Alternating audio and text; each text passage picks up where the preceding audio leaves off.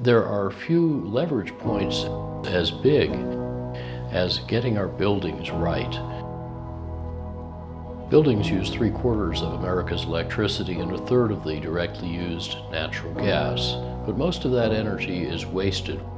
Buildings can keep us healthier, happier, and of course help protect the Earth's climate and our national security. Our approach was quite different with this building. We call it integrative design. And we start with, what is it we're trying to achieve? And the answer to that is occupant comfort. We look for all of the possible ways that one might achieve that. The result is a building that's less expensive to operate, emits less carbon, and is more reliable. Will be the most efficient cold climate building in the US. That's over 75% reduction compared to a traditional office building. That didn't require all sorts of technical new innovations. It was refocusing on good passive design. The 6 things that we're doing to make this building super efficient are: we have the best windows available, we have insulation everywhere, we have good passive solar design, we have very elegant combination of natural lighting and super efficient lighting throughout the building, and the last piece is we have natural ventilation. When we approached the lighting in this building, we first focused on daylighting. And then once we maxed out the daylighting, we were able to supplement that when people needed it with very efficient LED fittings. And then also very efficient little desk lamps so that occupants could control and fine-tune what they really needed on their work surface. We have a very airtight envelope. This is really important because it enables us to control when we want to interact with the outside air, instead of just having the outside air come in and out whenever it wants to. Natural ventilation really is letting people open the windows when they want fresh air. We have an active natural ventilation system in that we have actuators on our windows that are controlled to open and close when that ventilation is needed. We have thermal mass in the floors and in the walls. We have windows where we can collect that passive sun.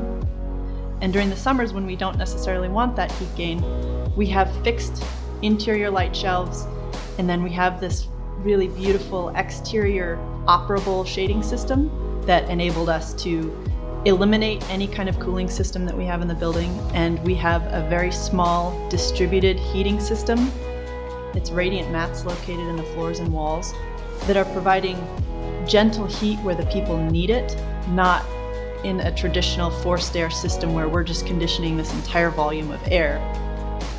So when a user sits down at their desks and they want to adjust, whether or not they're too hot or too cold, they will have a fan at their desk that they can continuously adjust. There'll be a fan above them in the ceiling.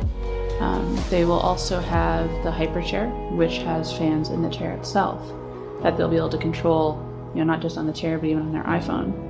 And then if they're cool, again, the chair has heating in there that will help bring up their body temperature. Combustion is so 20th century. We don't do any of that. This building produces more solar energy on the roof than it uses. The concept of net zero is really simple. It's that your building's demand is less than the amount your building can produce on site of renewable energy. It turns out we actually have 2 different roofs on the building that have 5 different PV arrays on them, all linked together. We'll also be able to fit in 6 electric vehicles on site and meet the needs of those electric vehicles. One of the things about integrative design in designing a building is to bring the entire design team together from the very beginning. Integrated project delivery aligns contractual incentives around a common goal. From an owner's perspective, one of the most powerful parts of this IPD is not only the integrative design process and all working together as a team, but the cost control that we as an owner have.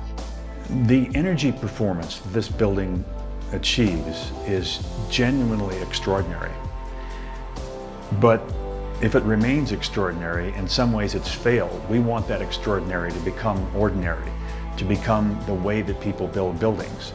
So not only is the energy performance of this building critically important to us, but also the story of that, the business case, is also crucial to us so that this building can spawn 10,000 similar buildings.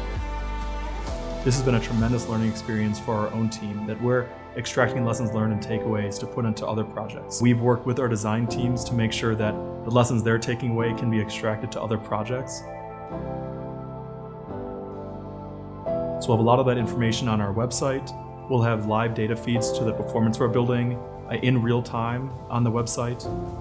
The building is really an example of what can be done when integrated design is applied. It's a very high performance building. Not only is it net zero energy, it was built to last 100 years. So I think it really does show what other owners and the industry can do with a building of this size and type. This building, I think, means a lot to our staff and I think to our donors, because it really does make a statement about who we are and our values and how and why we work. I'd really like to thank the design and construction team for working with us throughout this entire process and learning with us and being really open about helping us improve the process and really come together to make this amazing building, which we couldn't have done without them. So I think it really is a wonderful feather in RMI's cap.